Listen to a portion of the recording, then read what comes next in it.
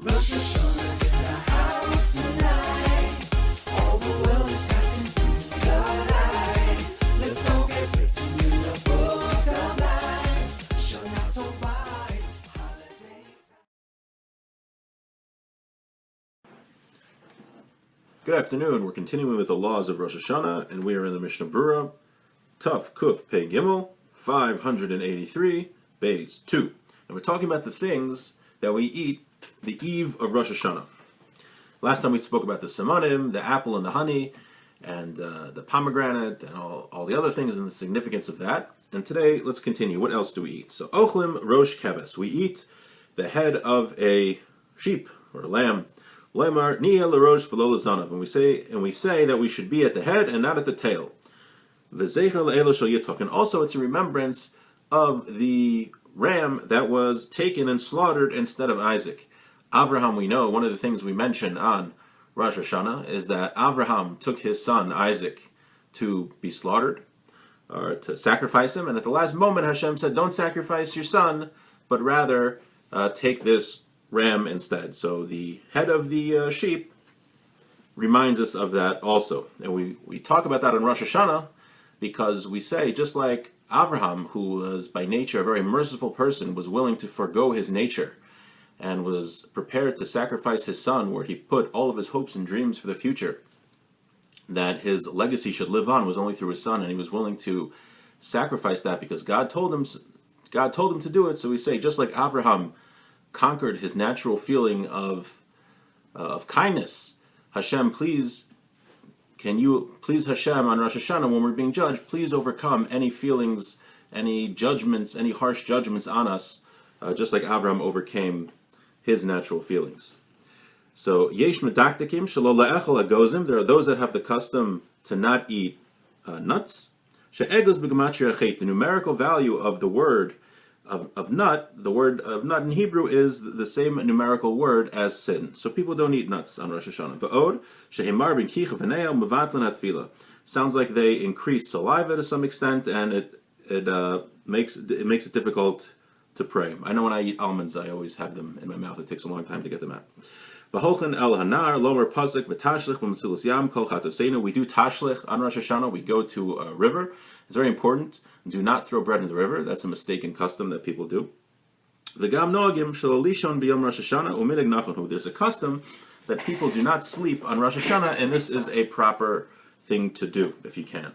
Now let's see what the Mishnah Berurah has to say on all this. If you've never seen a sheep's head on a Rosh Hashanah meal, but and Ner Yisrael, actually, the Persian Bachrim got us a little. They put together all of the simonim that we ate on Rosh Hashanah, and they got us some sheep head. You wouldn't actually have the entire head. It was like a little. Everyone had like a little piece. Okay.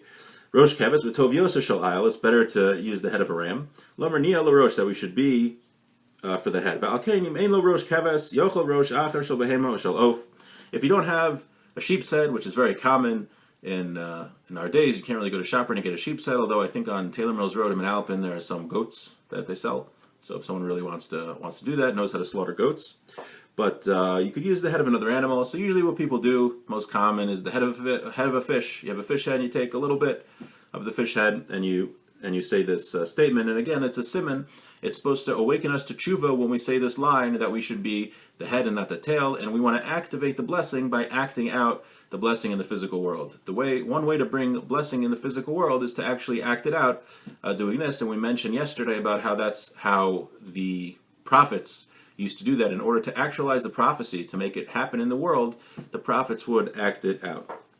Hanar, Velomer Tashav Terachmenu, saying verses we say by Tashlich, Mishum De'isa B'Midrash She'avar Avram Avinu Ad Savaru B'Mayim Kishahalach Lahakrivo Al Gabei Mizbeach. One reason we do Tashlich on Rosh Hashanah is because when Abraham went to sacrifice his son Isaac, he had to go through the river. The evil inclination tried to stop him from sacrificing his son because it was such a big mitzvah. So he went through the river up until his neck. V'amar Hoshia Kivo Mayim Anafesh. We do this as a remembrance for the Akedah, for the binding of Isaac. It's good to go to a place where there are living fish. So that it should show that the ayin hara, the evil eye, will not rest on us, and that we will reproduce like fish. Ubiksavim kasav nar or be'er. You should go to a river or to a spring. V'tov sheyeh mechutz la'ir. It should be outside the city if you can. V'yesh leilach b'yom rishon achar mincha kodem shkias hachama. People go do tashlich after mincha, before sunset on the first day of Rosh Hashanah. V'lomer pasuk mi'al kamocha. It's all in the machzer ad kam l'shoro. U'biktzas mekomos eating. Some places I saw k'shechal yom rishon b'Shabbos holchem b'sheni. When Shabbos falls on the first day of Rosh Hashanah, people go to do Tashlich on the second day of Rosh Hashanah. What's the reason? V'afshar, it could be the reason is because the river is outside of the city. Because it's outside of the city, and you're not allowed to go outside of the city on Shabbos. It's called a tchum, and you're also not allowed to carry a machzer on Shabbos. So if the first day of Rosh Hashanah is Shabbos, people have the custom to wait till the second day of Rosh Hashanah. Shalol Lishon, people have the custom not to sleep on Rosh Hashanah. Mishum de'isa b'Yerushalmi, it says in the Jerusalem Talmud, Ma t'damech b'rei shasa damech mazlei. Varizal amar she'achar, because we're being judged on Rosh Hashanah, so someone who's silent, his judgment, his angel won't help him to get a good judgment. Varizal amar she'achar chatzos motelishin, he says after midday one is allowed to sleep. Shekvarnis ora hamalach ayedei tfilos etkiyas, because the blowing of the shofar and his davening before midday already helped, so he's allowed to sleep after midday. Ubach kasav sharam hayashin b'Rosh Hashanah. The Bach says the Ram would sleep on Rosh Hashanah. V'yoshev ubatok yeshin tamei. Now, somebody who don't think that just not sleeping is fine, he says somebody who's just wasting his time on Rosh Hashanah, that is considered sleeping. He says after the meal on Rosh Hashanah, one should study Torah. If his head is heavy, gets tired, yishem sleep a little. And people have the custom to finish the entire Psalms on Rosh Hashanah. So again, the idea is that Rosh Hashanah is a very holy day. We don't want to waste a minute. So if you don't have to sleep, if you usually sleep on Shabbos and you don't have to sleep on Rosh Hashanah, don't sleep. And learn Torah or pray. Do whatever you can. Do whatever you can to get a good judgment. It's a time, in addition to being judged, it's a holiday where we're very close to Hashem. And it's very good and important to reach out to Hashem. And with that, wishing everyone a great day.